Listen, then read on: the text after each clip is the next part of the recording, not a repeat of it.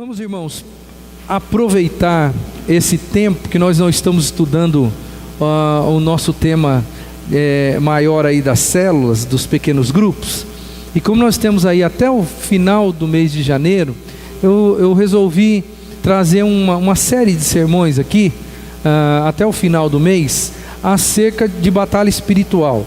É um tema muito recorrente, é um tema que pouco se fala, né? Mas é um tema muito importante, que todo crente precisa estar muito atento, muito atento. Então nós vamos trabalhar pelo menos aí quatro quartas-feiras juntos, e vamos pensar um pouquinho nessa temática aqui, que eu sei que é muito importante para a sua vida. Se o crente não abrir os olhos ainda, que ele está vivendo num cenário de guerra, o meu objetivo é fazer com que pelo menos os irmãos que estão aqui nas quartas-feiras, nesses dias, que você abra os seus olhos para essa realidade, que você se enxergue em campo de batalha, porque todos nós estamos em campo de batalha, e quem está em campo de batalha e está meio desnorteado, esse é o primeiro que vai ser abatido, é o primeiro.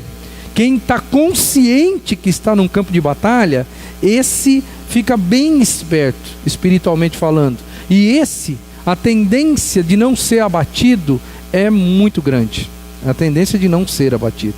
Então, o texto base para a gente trabalhar, nós vamos começar aí com Efésios capítulo 6, os versos 10 até o 13. É o texto máximo, se é que eu posso assim dizer, na palavra de Deus, que introduz esse assunto, batalha espiritual, né? Como ser vencedor na batalha espiritual. Hoje nós vamos praticamente jogar uma introdução do assunto. Vamos jogar uma introdução do assunto e vamos trabalhar um pouco mais, expandir um pouquinho mais nas próximas quartas-feiras, tá?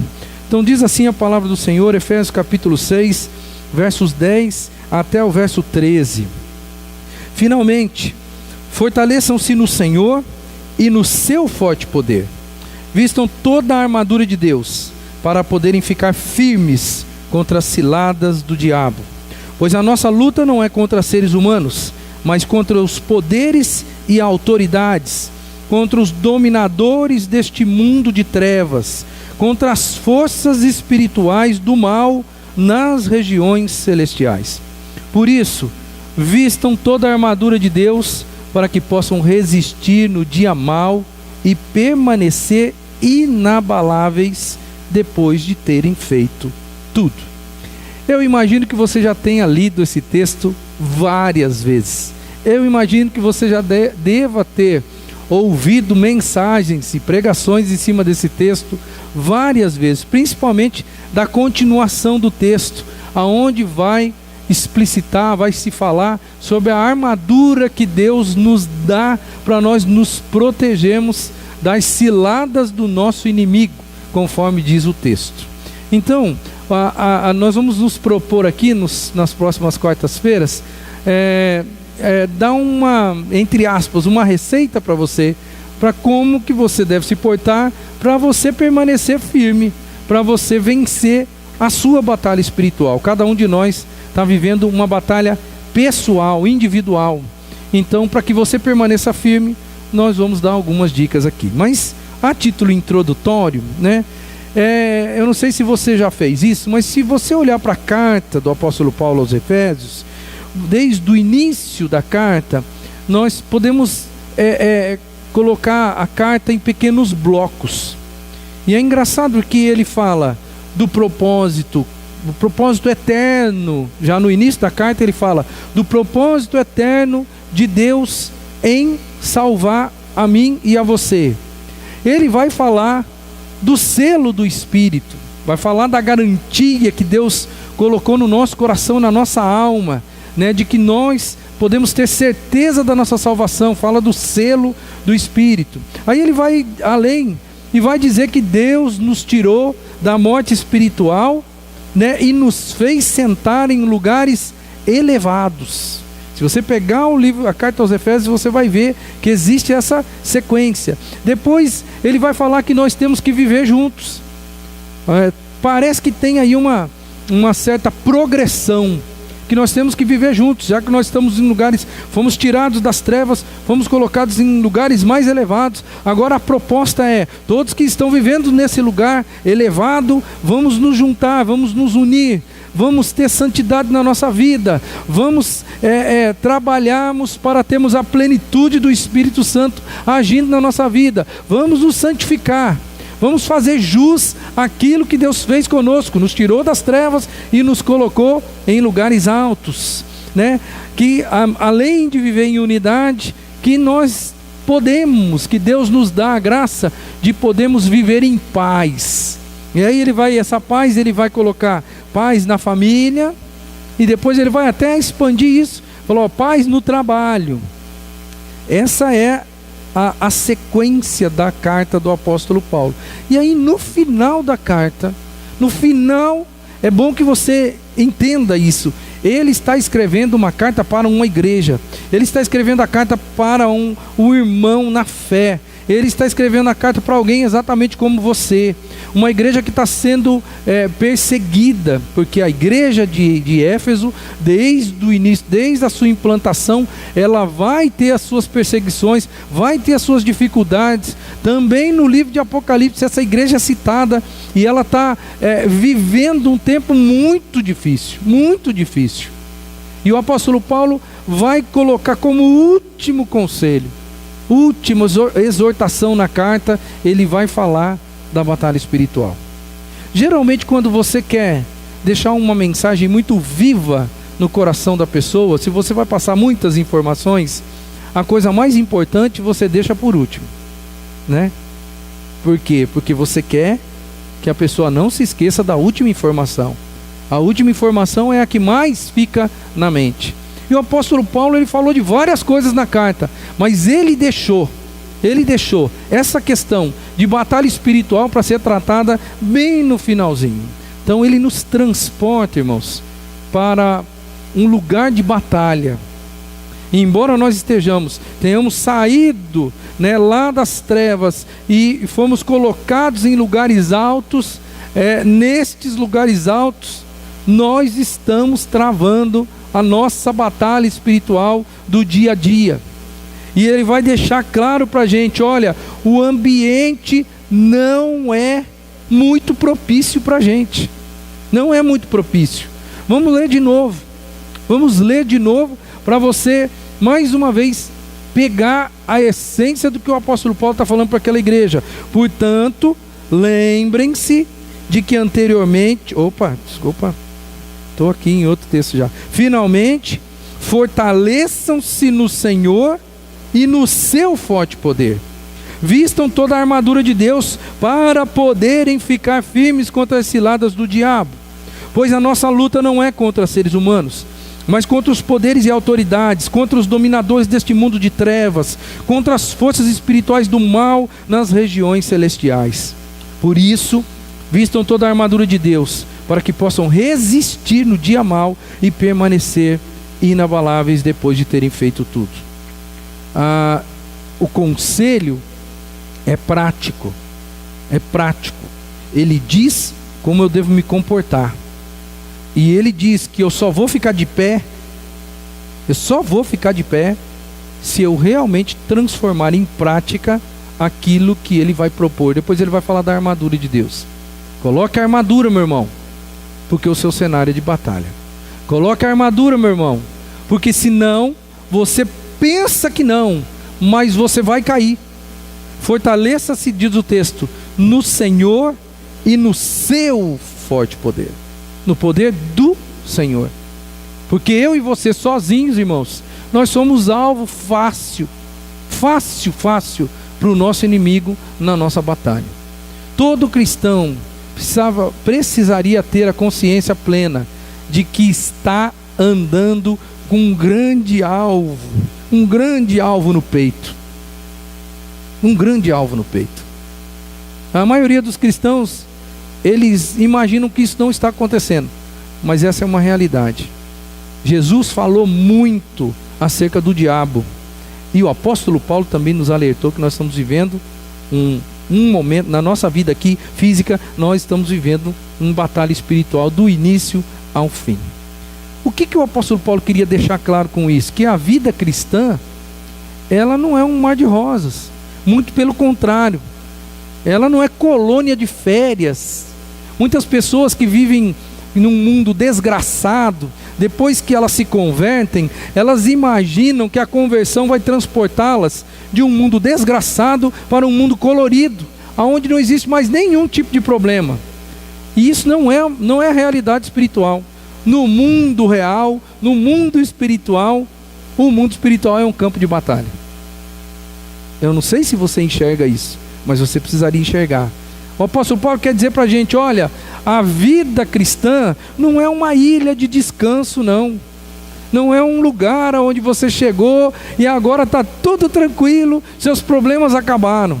Alguns de nós até falam isso da boca para fora. Tem a ideia de que vida cristã não é uma vida tranquila, não, nós vamos ter muitos problemas. Mas eles esquecem que dentre esses problemas, porque às vezes a pessoa fica pensando em problema, é problema de não ter dinheiro, é problema de ter problema de saúde, é problema de ter uma dificuldade aqui, uma dificuldade ali, mas geralmente, dificilmente as pessoas falam de verdade mesmo na batalha espiritual que ela está vivendo, ou às vezes não tem nem ideia de que estão vivendo no meio de uma guerra espiritual.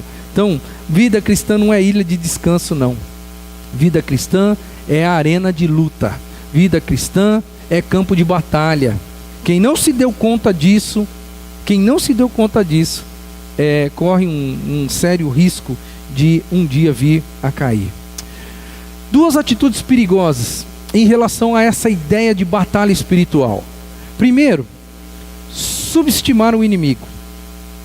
Todos nós aqui, daqui a pouco a gente vai falar um pouquinho mais sobre isso, mas todos nós sabemos quem é o nosso inimigo. Pelo menos temos a ideia, objetivamente falando. Alguns vão subestimar o inimigo. O que é subestimar o inimigo? É imaginar que ele não é tão poderoso assim. Porque nós, às vezes, temos a ideia de que, porque eu estou do lado vencedor, então o inimigo, ele não vai conseguir fazer muita coisa comigo. Muitos crentes acabam por subestimar o inimigo, colocar ele um pouco abaixo do que ele é. Abaixo. E isso pode se tornar um grande problema, porque isso mostra, primeiro, que a pessoa tem pouco conhecimento bíblico. Porque quando nós olhamos para a palavra, nós descobrimos que o próprio Jesus deixou claro que Satanás tem o seu poder. E que se nós não nos enxergarmos, não entendemos quem nós somos, nós podemos acabar subestimando ele e, consequentemente, nós vamos cair. Quando nós subestimamos o inimigo, nós imaginamos que ele não tem nenhuma estratégia contra a gente. Vai mexer com a vida dos outros, mas com a gente não. A gente pensa que nós estamos totalmente blindados só porque nós somos filhos de Deus. Se fosse assim, irmãos, o apóstolo Paulo não diria para a gente colocar armadura. Se nós estivéssemos totalmente blindados da atuação do inimigo, o apóstolo Paulo não diria para a gente: ei, revistam-se, fortaleçam-se no Senhor e no seu poder, vistam toda a armadura de Deus para vocês poderem ficar firmes contra as ciladas do diabo. Se pura e simplesmente aceitar Jesus resolvesse a nossa questão de batalha espiritual, o apóstolo Paulo não falaria que nós crentes, porque ele está escrevendo para uma igreja, que nós deveríamos nos revestir da armadura de Deus. É lógico que, pela teologia clara e objetiva da palavra, a gente sabe que o diabo, ele não pode controlar a gente. O diabo, ele não pode, um crente jamais vai ser possesso do diabo. Mas nós, às vezes, não levamos em consideração as estratégias satânicas que estão ao nosso redor. E que estão, irmãos. Mas nós, às vezes, ficamos vagando como que chapeuzinho vermelho que caminha no meio do mato, no meio da mata, pensando que não tem lobo, sabe? Às vezes muitos crentes trabalham dessa forma. Muitos nem acreditam na existência do diabo. Alguns crentes não acreditam na existência do diabo. Eu não sei o que eles fazem quando eles leem a Bíblia. Não sei. Mas é fato que alguns crentes nem acreditam. E alguns pensam que o diabo é apenas assim, um fantasma, algo meio irreal, que ele é uma ideia ou alguma coisa assim, mas que ele, na verdade, ele é só uma história para assustar a criança. Se não os crentes, você pode ter certeza que a maioria do povo do mundo vai crer em alguma coisa semelhante a essa. Duas atitudes. A primeira é subestimar. Se eu subestimo o inimigo, eu corro um grande perigo.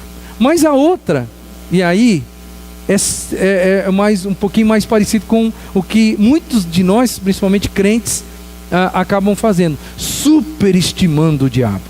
Tem crente que pensa que a batalha que está ocorrendo é entre Deus e o diabo.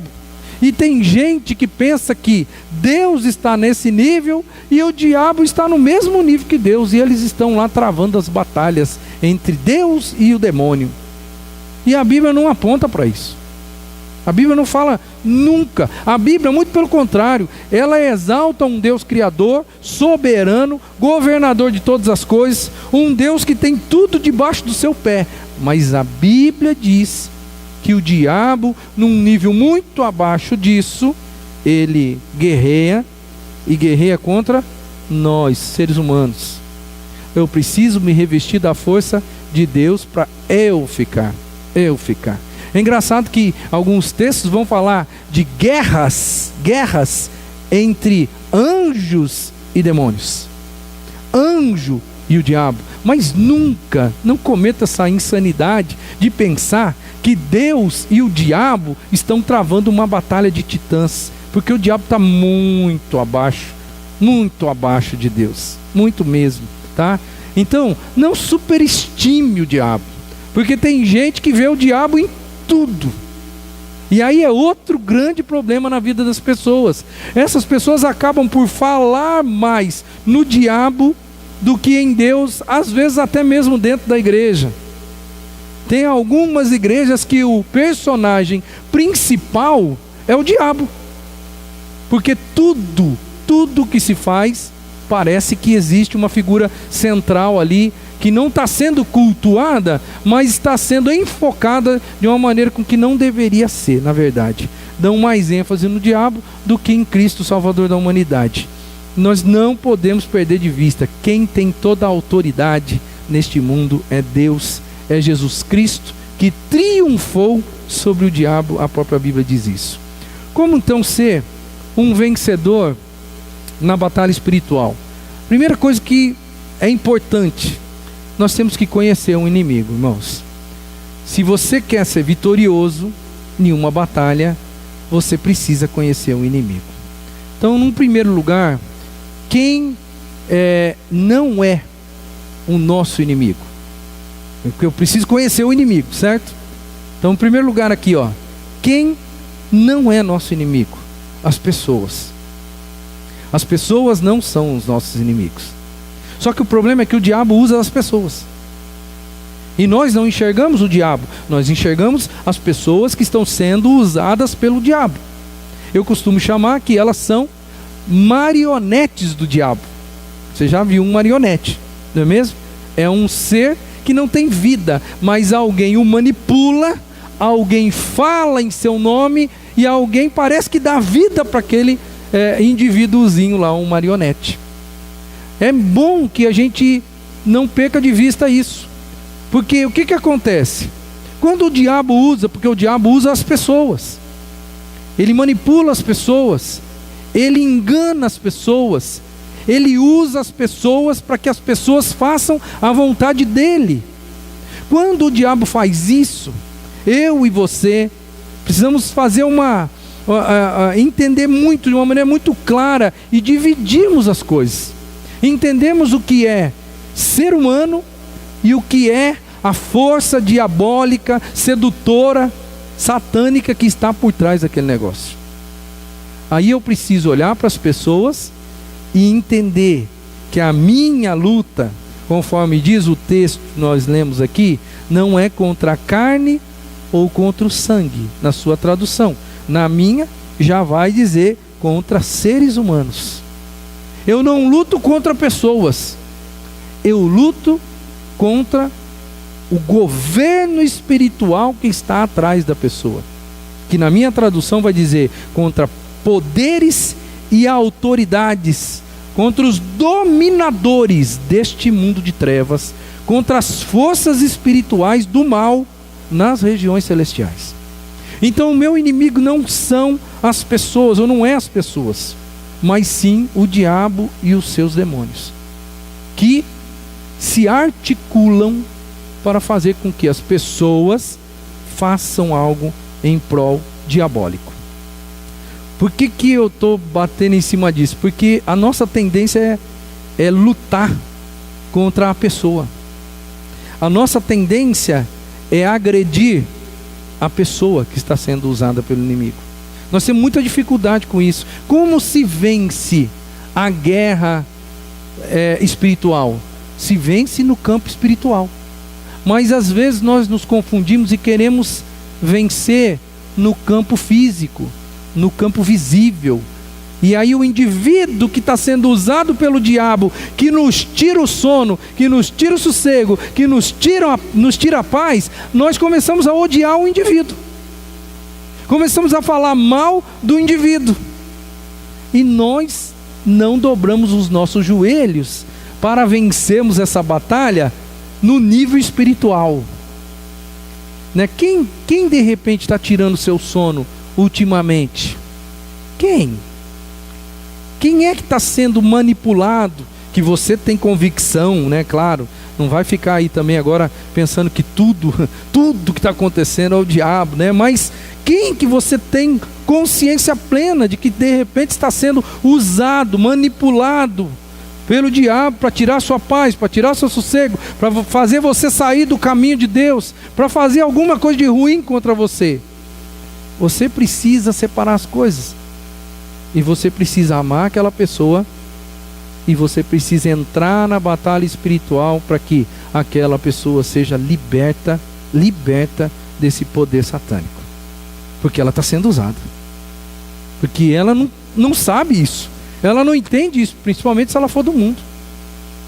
Aliás, muitas pessoas que estão dentro dos arraiais evangélicos, que ainda não têm uma entrega de vida para o Senhor, genuína mesmo, porque nem todo mundo que está dentro da igreja é um crente autêntico. Tem muitas pessoas que nunca tiveram um encontro com Jesus, mas viveram e estão acostumados no ambiente evangélico. Vivem dentro da igreja, e estes são os mais suscetíveis a serem usados pelo inimigo para fazer com que a própria igreja venha a sofrer, muitas delas sendo divididas, muitas delas sendo assoladas espiritualmente por causa de pessoas que se deixam levar pelas estratégias e estratagemas diabólicos que existem por aí. Então não lute com pessoas. Não lute com pessoas. A batalha espiritual, ela é vencida no campo espiritual. É você orar a Deus e pedir a Deus que Ele o faça. Lembra da frase que está na palavra: que o Senhor te repreenda. Que o Senhor te repreenda. O anjo disse. Não sou eu. Que o Senhor o repreenda.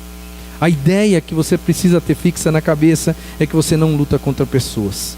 Os nossos verdadeiros inimigos não são as pessoas. A gente precisa de verdade mesmo nos unir para declarar guerra espiritual contra o nosso verdadeiro adversário, que é o diabo. Então, aí eu já respondi o próximo tema. Quem que é o nosso inimigo? O nosso inimigo é o diabo. Pouco se fala do diabo nas igrejas tradicionais, nas igrejas reformadas. Pouco se fala, mas é um tema bíblico. É um tema que nos chama a atenção. É um tema que Jesus deixou muito claro. Não só a existência, mas o poderio. Eu nunca me esqueço de quando Jesus, conversando com Pedro, disse: Pedro, Pedro, Satanás pediu, olha só que legal, pediu autorização para cirandar vocês. Então, olha que texto rico. Pedro, Satanás primeiro pediu autorização. Isso é para mostrar mais uma vez para você que Deus está aqui, e o diabo, se quiser fazer alguma coisa, tem que pedir. Pediu autorização. E sabe o que é interessante? É que Deus autorizou. Deus autorizou o diabo a mexer com a vida de Jó. Deus autorizou o diabo a mexer com a vida de Pedro. E você acha que com a sua vida Deus também não vai autorizar? Eu entendo que ele, naquele gesto ali, Jesus chamando Pedro e dizendo assim: Pedro, Satanás pediu autorização, fique esperto, filho, abre o olho, ele vai cirandar vocês, como quem passa um cereal na peneira. Vamos ver quem sobra. Pedro, fique esperto. E o que aconteceu com Pedro depois deste aviso de Jesus? Na hora ele se arvorou, na hora ele disse: que isso, Senhor?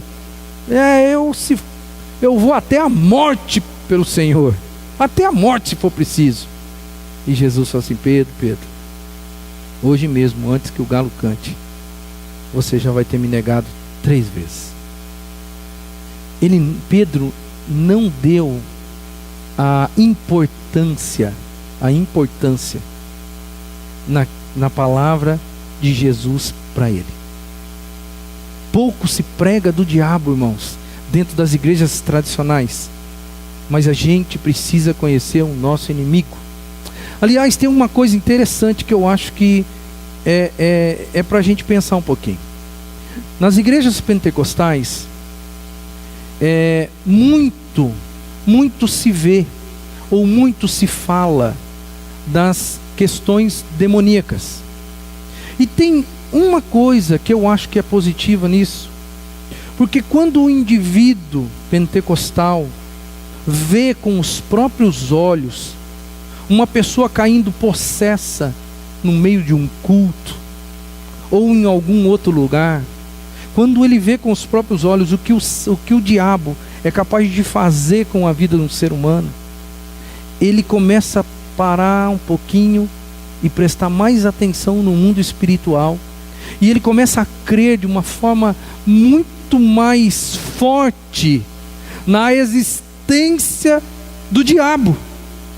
E isso implica, irmãos, porque quando eu creio de uma forma forte na existência do diabo, automaticamente eu creio na força e no poder de Deus.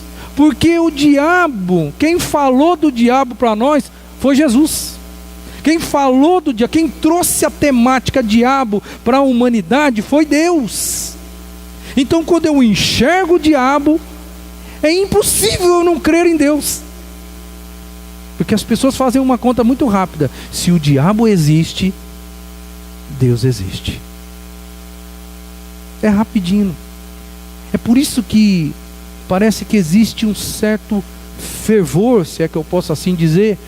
Às vezes eu não quero julgar ninguém, mas eu quero dizer assim, que porque as pessoas veem o que o diabo pode fazer na vida das pessoas, a desgraça que ele pode causar, elas olham para aquilo e elas creem ainda mais em Deus. Ainda mais, porque elas estão vendo a existência do diabo e, consequentemente, elas conseguem enxergar de uma maneira diferente a existência de Deus.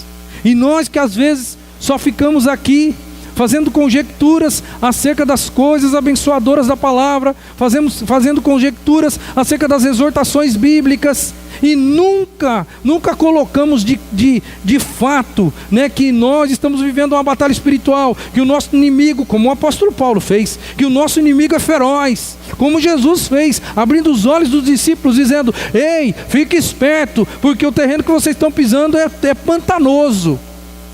A igreja parece que perdeu esse negócio durante o tempo, e não se fala muito em batalha espiritual, e nós vamos nutrindo alguns crentes que estão na igreja, pensando que nós estamos aqui a passeio, mas na verdade nós não estamos a passeio. Então é importante que você entenda que você tem um inimigo. A Bíblia vai dar muitos nomes para o diabo, ou muitos codinomes, né? Cada um desses nomes vai mostrar aí uma faceta do nosso inimigo. Ele é chamado na Bíblia de Satanás, de antiga serpente, de dragão, de Beuzebu, Apolion, Abaddon, inimigo, adversário, acusador, tentador, maligno, pai da mentira, assassino, Deus deste século, príncipe da potestade do ar. Tem gente que tem mais nome do que ele na palavra? Você consegue entender aí que parece que cada nome denota aí uma faceta, um campo de atuação. E se existe tantos adjetivos ou tantos codinomes para para Satanás, para o adversário nosso, para o diabo, imagina, né, o currículo dele como que não é. Imagina o que ele não é capaz de fazer. Imagina o campo de ação dele. Imagina as estratégias que ele pode fazer para fazer com que a sua vida não seja tão boa assim. O diabo, ele não pode tirar você do céu, irmão, mas ele pode tirar a sua paz. E ele pode tirar você da igreja. Pode tirar você da igreja. Eu conheço muitos crentes que outrora eram grandes líderes nas igrejas. E eu até creio que essas pessoas um dia tiveram um encontro genuíno com Jesus, que vão morar no céu. Vão morar no céu, porque um dia são pessoas sérias, pessoas como você, pessoas sérias, que um dia se encontraram com Jesus, um dia trabalharam na obra, um dia se envolveram com a igreja, um dia lideraram a igreja, mas hoje eles não estão mais na igreja. E aí eu vou perguntar para você, por que será que essas pessoas não estão mais na igreja? Porque o diabo armou uma estratégia muito certinha para fazer com que essas pessoas abandonassem a sua carreira ministerial. A carreira ministerial. Eu conheço pessoas que elas não estão mais na igreja hoje, mas eu teria muita dificuldade de dizer, olha, esse cara aqui é um perdido. Não, porque eu conheço o caráter da pessoa. Ele só levou um tombo na vida, um tombo que não conseguiu se reerguer. Ele já entregou a vida para o Senhor. Ele não perdeu a salvação dele. Ele está fora da igreja, está fora da instituição, está fora do hall de membros. E aí, para não admitir o próprio erro, alguns vão dizer assim, eu não preciso de igreja, eu preciso de Jesus. E lá no fundo da alma, talvez eles estão até certo, a certo ponto eles estão certos. É realmente, para ir para o céu não precisa de igreja, precisa de Jesus. Mas para cumprir o ID de Cristo, precisa de igreja. Então eles estão errando com Deus. Mas o que eles não entenderam é que Satanás montou uma grande estratégia, usou tudo e todos e deu uma rasteira neles. E aí estão vivendo a vida pensando que está tudo bem, mas não está bem. Não está bem. Tem alguma coisa errada. Bom, como último ponto aqui, vamos ver as hostes do diabo. Porque o diabo, lembra, o diabo não é Deus. O diabo não é onipresente. O diabo não é onipotente. O diabo não é onisciente. O diabo, ele é criatura.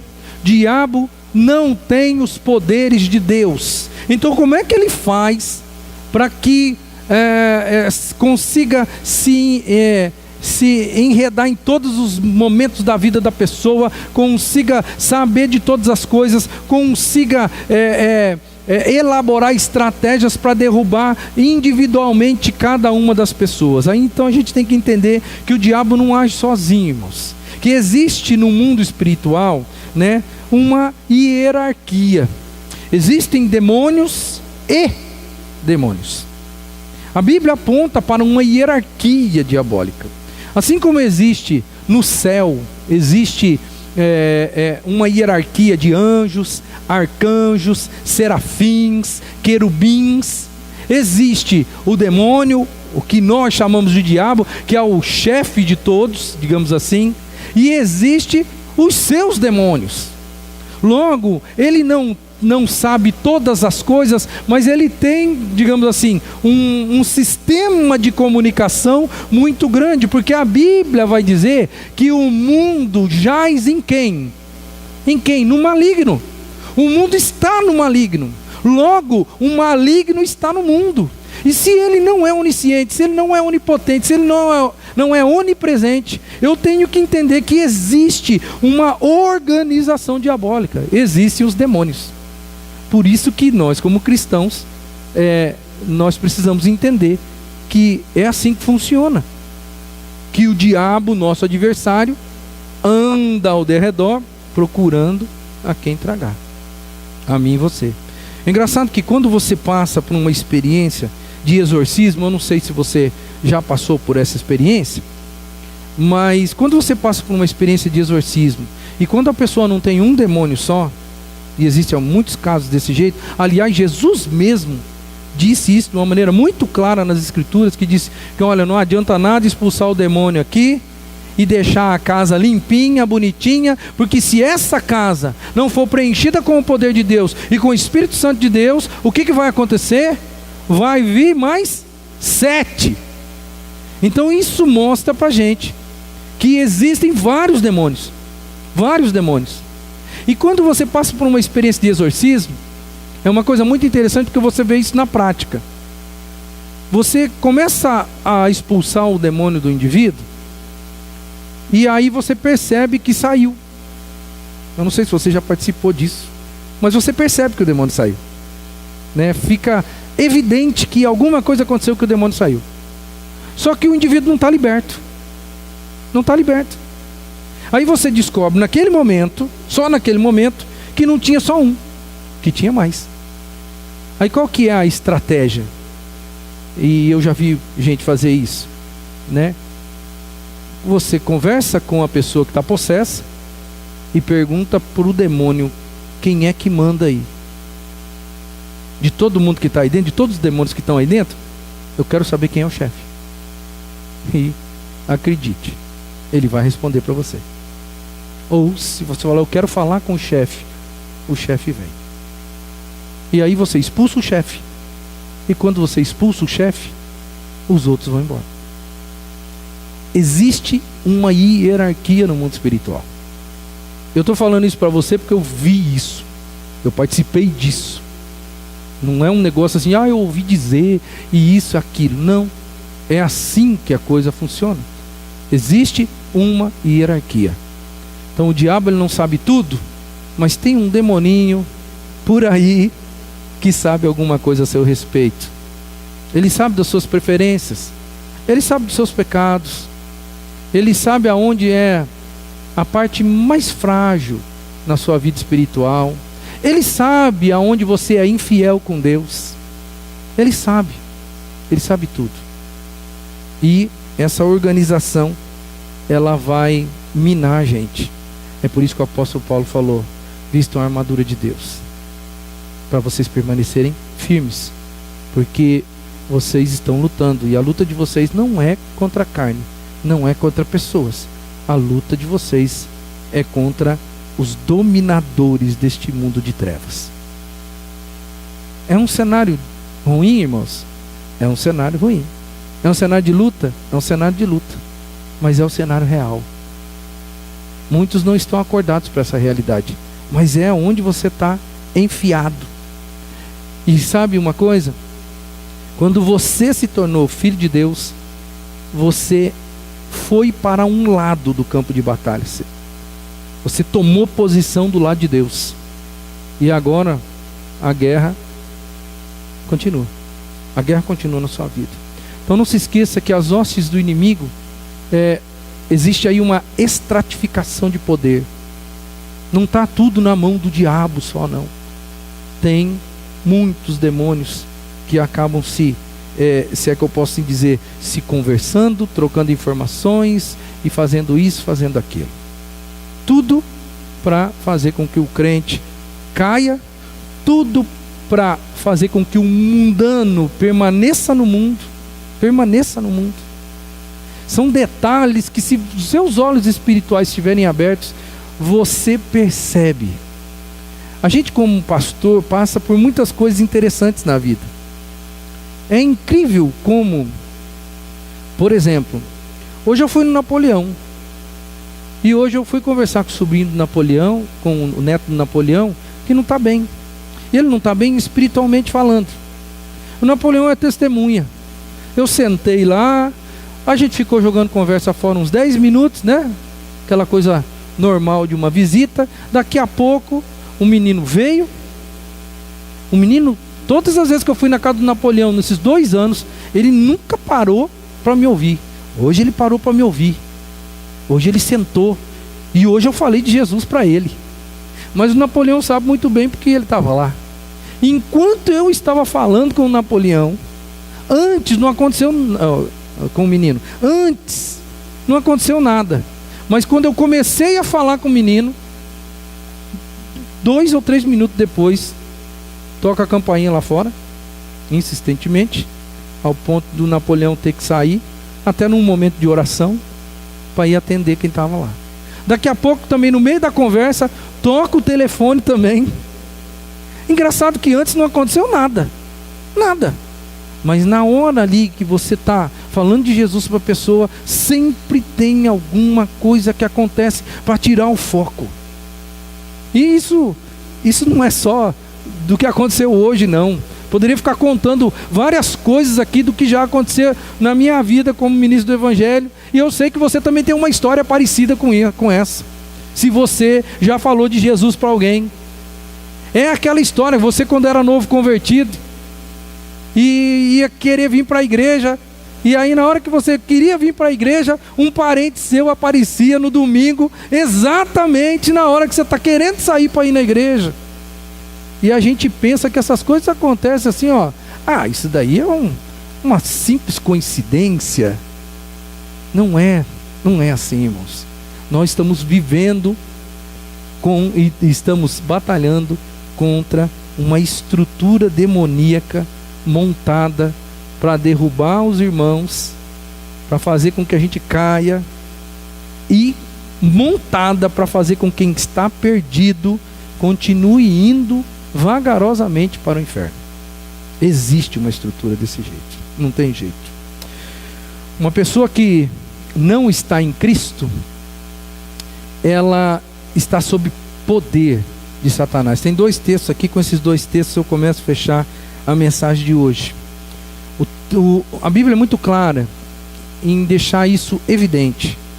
Ou nós estamos debaixo da autoridade do poder divino, ou nós estamos debaixo da autoridade do poder das trevas. A Bíblia diz, Atos capítulo 26, 18, falando acerca dos gentios, né?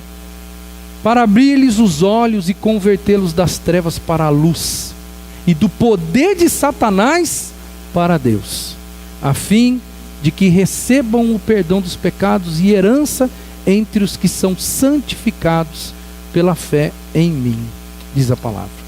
O texto evidencia de uma maneira muito clara: convertê-los, ou seja, tirar eles do caminho das trevas e transportá-los, né, ou eles que estavam debaixo do poder de Satanás, a fim de que eles recebam perdão do pecado, transportando eles para o lado divino. O texto é claro. Mas, mais um texto, Colossenses capítulo 1, versículo 13. Pois ele nos resgatou do domínio das trevas e nos transportou para o reino do seu Filho amado. No mundo só existem 2 lugares. Nós sabemos disso. Eu e você sabemos disso. Então nós temos que ter convicção plena de que o mundo, conforme diz a Bíblia, jaz no maligno. E eu só venço batalha espiritual, irmão, no campo espiritual. Eu não venço batalha espiritual de uma outra forma. Como que você vai vencer sua guerra contra Satanás? Como? Jesus, quando os discípulos se deram mal, quando tentaram expulsar o demônio daquele menino, não conseguiram. E quando Jesus desceu do Monte da Transfiguração e chegou lá embaixo e viu aquele negócio, expulsou o demônio, e os discípulos olharam para ele e falaram assim: Senhor, por que nós não conseguimos? E o Senhor veio aqui, resolveu o negócio. Por que nós não conseguimos? Que ele disse: olha, essa casta só sai com jejum e oração. Era como se Jesus deixasse bem claro para os discípulos: olha, as coisas espirituais se vencem no campo espiritual. Quer ficar forte fisicamente? Coma bem, durma bem, seja uma pessoa saudável, né? Se você quer ficar forte fisicamente. Agora, se você quer ficar forte espiritualmente, aí não é comendo bem, dormindo bem e cuidando da saúde. É oração. É vida de intimidade com Deus. É vida focada na palavra. É jejum. São as coisas espirituais. Agora você há de convir comigo, você que está aqui comigo nessa quarta-feira, você há de convir comigo que a igreja não tem ideia de que ela está num campo minado. A igreja não tem ideia de quem é o inimigo dela. A igreja não tem ideia de que ela precisa se proteger. A igreja não tem ideia de que a batalha espiritual é ganha no lado espiritual. Que a batalha espiritual é ganha com um revigoramento espiritual. Sabe por que eu digo isso? Que a igreja não está com os olhos focados nisso? Porque a igreja não está aqui hoje. A igreja deveria estar aqui hoje, porque hoje é o dia em que nós oramos. Hoje é o dia em que nós estamos juntos mais uma vez para olharmos a palavra de Deus. Hoje é o dia em que o Senhor está espiritualmente nos nutrindo. Mas a igreja acha que está tudo certo, que ela não precisa vir, que ela não precisa estar aqui. Você está entendendo? Que na verdade nós não compreendemos ainda que nós estamos vivendo num campo minado, numa batalha espiritual ferrenha, cuja qual Jesus deixou muito claro para a gente, cuja qual o apóstolo Paulo deixou muito claro para a gente, mas a igreja parece que ainda está dormindo. E não é só a nossa. Se fosse só a nossa, dava-se um jeito. Mas é a igreja de Jesus na terra. Deixa um último versículo para todos nós aqui. E como eu disse, é apenas uma introdução, ainda a gente vai trabalhar bastante o tema. Portanto, submetam-se a Deus, resistam ao diabo, e ele fugirá de vós. Tiago 4:7. Se você se submete, e se você resiste. Resistir quer dizer, eu luto contra. Se você faz isso, certamente, você vai ter vitória. Graças a Deus, que Deus nos dá vitória contra o nosso adversário. Que Deus nos abençoe. Na semana que vem a gente continua esse tema tão importante e eu espero que seja abençoador na sua vida. Amém?